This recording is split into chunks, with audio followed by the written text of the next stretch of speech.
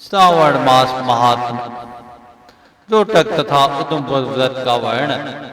सनत कुमार बोले, हे देव, श्रावण मास के वारों के सभी व्रतों को मैंने आपसे सुना, किंतु आपके वचनामृत का पान करके मेरी तृप्ति नहीं हो रही है।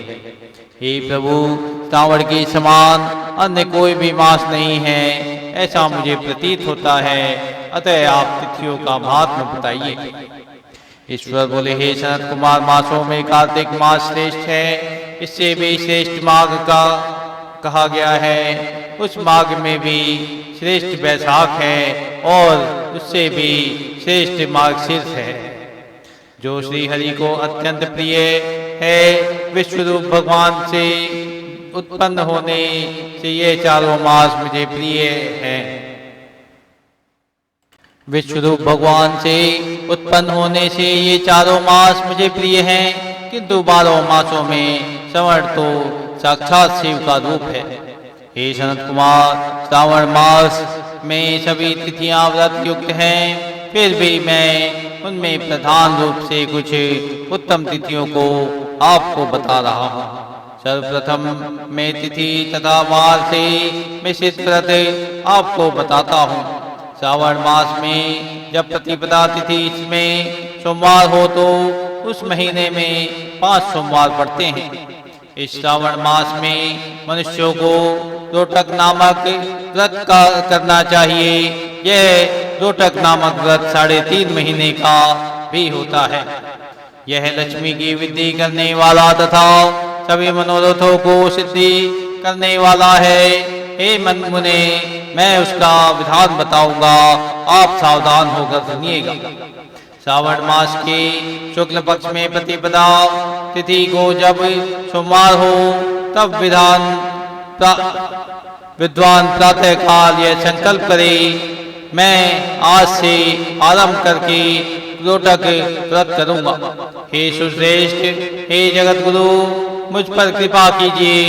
इसके बाद अखंडित बिल्व पत्र, तुलसी दलों, नीलोत्पल, कमल पुष्पों, लाल पुष्पों, चंपा तथा मालती के पुष्पों, गोविंद पुष्पों, आग के पुष्पों, उस ऋतु तथा काल में होने वाले नानाविध अन्य सुंदर पुष्पों, धूप दीप नैवेद्य तथा नाना प्रकार की फलों से शूलधारी महादेव की प्रतिदिन पूजा करनी चाहिए। विशेष रूप से रोटकों का प्रधान नैवेद्य अर्पित करना चाहिए। पुरुष के आहार प्रमाण के समान 5 रोटक बनाने चाहिए। बुद्धिमान को चाहिए कि उनमें से 2 रोटक ब्राह्मणों को दे और 2 रोटक का स्वयं भोजन करे और 1 रोटक देवता को नैवेद्य के रूप में अर्पित करें। बुद्धिमान को चाहिए कि शेष पूजा करने के अनंतर अर्घ प्रदान करें। केला, नारियल, जंबीरी, नींबू, बीज पूरक खजूर, ककड़ी, दाख, नारंगी, बिजौरा, नींबू, अखरोट, अनार तथा अन्य और जो भी ऋतु में होने वाले फल हों, वे सब अर्धदान में प्रशस्त करें। उस अर्धदान का फल सुनिए। 7 समुद्र सहित पृथ्वी का दान करके मनुष्य जो फल प्राप्त करता है, वही फल विधान पूर्वक इस व्रत को करके वह पा जाता है। विपुल जो फल प्राप्त करता है, वही सब फल विधान पूर्वक इस व्रत को करके वह पा जाता है। विपुल धन की इच्छा रखने वालों को यह व्रत 5 वर्ष तक करना चाहिए। इसके बाद रोटक धन की इच्छा रखने वालों में यह व्रत 5 वर्ष तक रखना चाहिए। इसके बाद रोटक नामक व्रत का उद्यापन कर देना चाहिए। उद्यापन कृत्य के लिए सोने तथा चांदी के 2 रोटक बनाएं। प्रथम दिन अधिवासन करके प्रातः शिव मंत्र के द्वारा घृत तथा उत्तम बिल्व पत्रों से हवन करें। हे तात, इस विधि से व्रत के संपन्न किए जाने पर मनुष्य सभी वांछित फलों को प्राप्त कर लेता है। हे सनत कुमार, अब द्वितीया के शुभ व्रत का वर्णन करूंगा, जिसे श्रद्धा पूर्वक करके मनुष्य लक्ष्मीवान तथा पुत्रवान हो जाता है।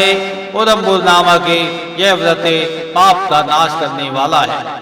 शुभ सावन का महीना आने पर द्वितीया तिथि को प्रातःकाल संकल्प करके बुद्धिमान को विधि पूर्वक व्रत करना चाहिए।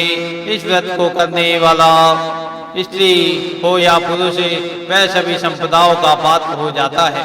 इस व्रत में प्रत्यक्ष गुल्लर के वृक्ष की पूजा करनी चाहिए, किंतु गुल्लर वृक्ष न मिलने पर दीवार पर वृक्ष का आकार बनाकर इन 4 नाम मंत्रों से उनकी पूजा करनी चाहिए।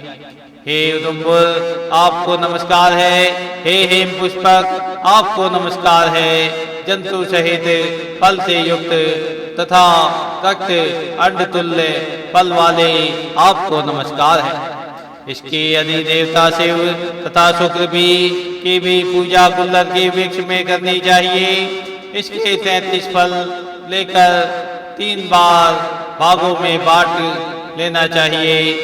इसमें से 11 फल ब्राह्मण को प्रदान करें, 11 फल देवता को अर्पण करें और 11 फलों का स्वयं भोजन करें।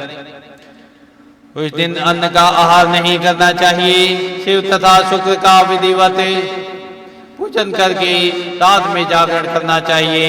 हे तात, इस प्रकार 11 वर्ष तक व्रत का अनुष्ठान करने के बाद व्रत की संपूर्णता के लिए उद्यापन करना चाहिए। स्वर्णमय फल, पुष्प तथा पात्र सहित एक गुल्लर का वृक्ष बनाएं और उसमें शिव तथा शुक्र की प्रतिमा का पूजन करें। उसमें के बाद प्रातःकाल होम करें। गुल्लर के शुभ कोमल तथा छोटे छोटे 108 फलों को से तथा गुल्लर की संविधाओं से तिल तथा घृत सहित होम करें। इस प्रकार होम कृत्य समाप्त करके आचार्य की पूजा करें। उसके बाद सामर्थ्यानुसार 100 अन्यथा 10 ब्राह्मणों को भोजन कराएं। हे वत्स, इस प्रकार व्रत किए जाने पर जो फल होता है उसे सुनिए। जिस प्रकार यह गुल्लर का वृक्ष बहुत जंतु युक्त फलों वाला होता है, उसी प्रकार व्रत करता भी अनेक पुत्रों वाला होता है और उसके वंश की वृद्धि होती है। यह व्रत करने वाला स्वर्णमयी पुष्पों से युक्त वृक्ष की भांति लक्ष्मीप्रद हो जाता है। हे सनत कुमार, आज तक मैंने किसी को भी यह व्रत नहीं बताया। गोपनीय से गोपनीय इस व्रत को मैंने आपके समक्ष कहा है। इसके विषय में संशय नहीं करना चाहिए और भक्ति पूर्वक इस व्रत का आचरण करना चाहिए।